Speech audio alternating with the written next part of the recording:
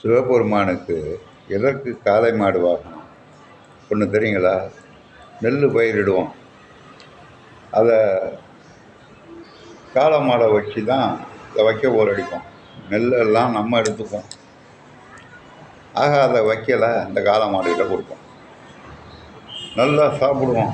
கல்யாண வீட்டில் சமையல் சாதம் நல்லா சாப்பிட்டுட்டு அந்த கை கழுவின கழனி தண்ணி பூரா அந்த காளை மாட்டுக்கிட்ட தான் வைப்போம்.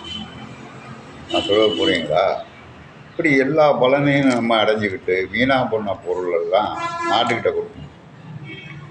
பார்த்தாரு கடவுளும் படைச்சது நான் தான், உங்களை எல்லா நல்லத்தையும் நீங்கள் எடுத்துங்களா, வீணாக போன கெட்டதை என்கிட்ட கொடுங்களா, இருக்கிற நல்ல நிலமெல்லாம் நீங்கள் எடுத்துங்களா, நான் சுடுகாட்டில் தங்கிறேன்னாரு. நீங்கள் தங்கம் வெள்ளி வைடூரியம் எல்லாத்தையும் எடுத்துங்களா, நான் மண்டை ஓட்டை வச்சுக்கிறேன் சாப்பிட அப்படின்னாரு. நல்லவற்றை எல்லாம்